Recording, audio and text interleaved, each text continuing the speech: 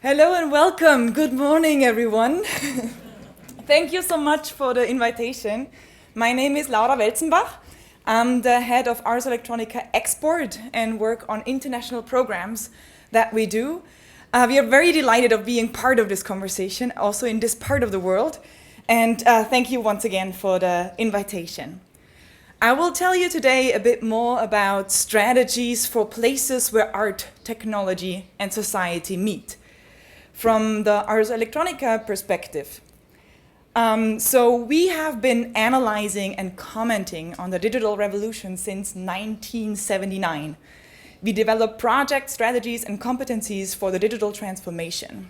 Together with artists, scientists, technologists, designers, developers, entrepreneurs, and activists from all over the world, we address the central questions for our future. To focus on new technologies and how they change the way we live and work together. So this is more or less our mission statement.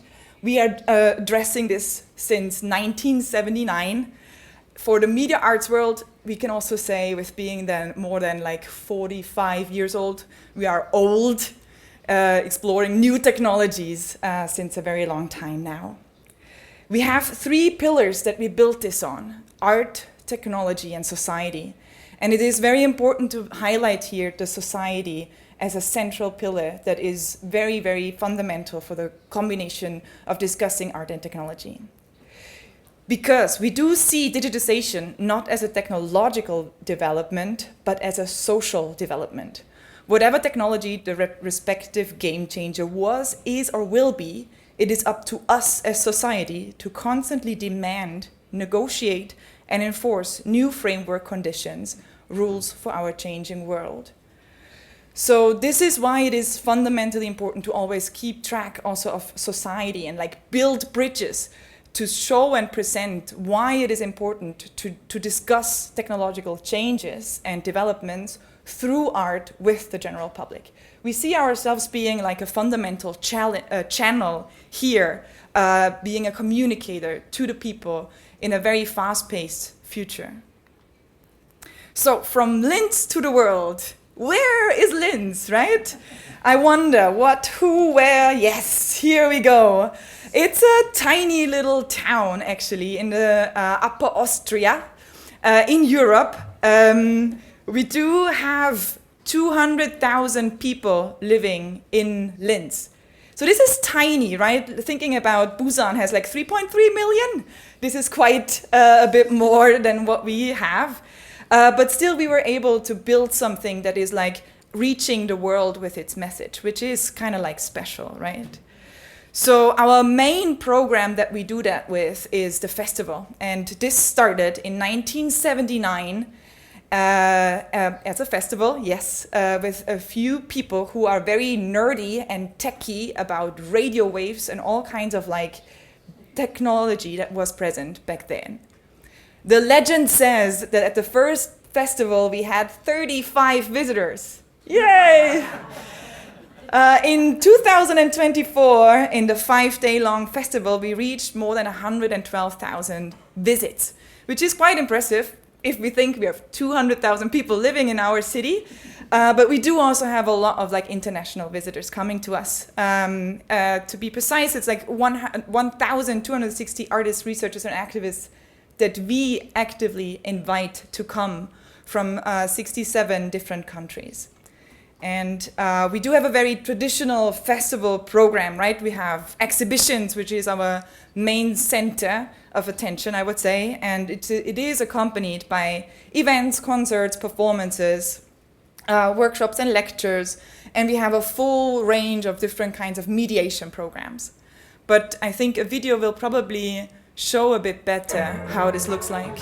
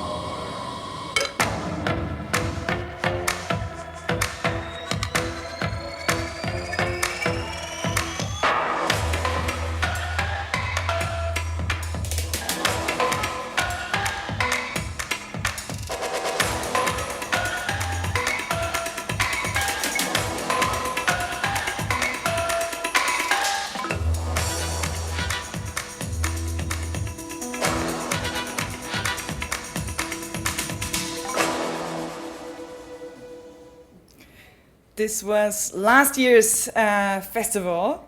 And I now want to give you a quick overview of the Ars Electronica ecosystem and how we could grow into a festival and a worldwide known organization now in the field of media arts and exploring artistic exploration of technology, I would say. After we started with the festival for almost 10 years, the next pillar was the Prix Ars Electronica. It's now one of the longest lasting media arts awards, and it started in 1987. I think two particular things are very important here. Like, one is in 1987, it was very outstanding giving that kind of like visibility to media arts. It was very early that artists explored different kinds of technologies in their making and in their practice. And it was not necessarily taken seriously in the art world, the capital A art world. So giving a prize money and actually also having several different categories in media arts was quite outstanding and gave the artists who were exploring this technology a lot of visibility and acknowledgement. Being visible and being acknowledged for these kinds of experimentations was quite outstanding back then. Today, we have more than 3,000 submissions from 100 countries. We have an international jury that gathers for 3 days to talk through these artworks, and we give out more than 50,000 euro prize money.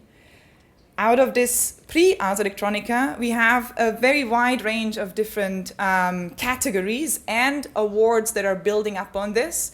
And this is not even a full list that exists now. So it gives us also, this is the second element that I would love to highlight here, it gives us also the possibility to look into what are artists currently working on what kind of like topics and questions, but also on what kind of like technology that they are utilizing for their making. The submissions for the Prix Ars Electronica are not supposed to be older than 2 years. So every year we get a very up-to-date look into what are artists working on at the moment. So this is pillar number 2, the Prix Ars Electronica. Very, very important for us to get established. The second one was getting a home. Yeah, we got a museum, which is now called the Ars Electronica Center. This allowed us to be like rooted, or started to get rooted in our region, right? So thinking about the fact that only almost 20 years later, we got a home, we got a roof over our heads. And through various kinds of exhibitions and educational programs, we can now really get in touch with the people who live in our immediate neighborhood through various kinds of educational programs. And this is really at the center. What we do is being this educator, mediator, navigator for our audiences. Together with the center, also the Future Lab was established, and the Future Lab did the same, like getting connected locally, but then later also internationally, through research and business collaborations.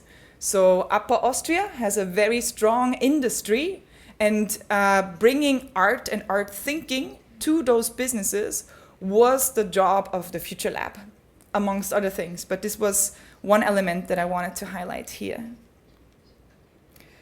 One of those outcomes was, for example, the Deep Space that we developed in 2009. It's an immersive projection space that has its features, but what is special now, it was developed for our museum, but is now a product that also travels the world. I think we have now between 5 or 6 international deep spaces already, and it's an infrastructure that we developed some sort of like product out of it.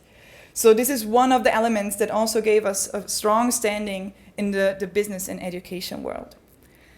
The same thing here, like it is important to us to utilize the same infrastructure on different levels. We have on the one hand artistic exploration through performances, but we also have it very strongly for education. So I'm gonna skip through a bit just to get to some of my major points because I'm already at the end of my time. So this is the bigger Ars Electronica ecosystem, and I'm happy to dive a bit deeper into this. Because out of these elements that I already shared with you, we could also make these ideas travel the world through the department that I'm leading, and that is Ars Electronica Export.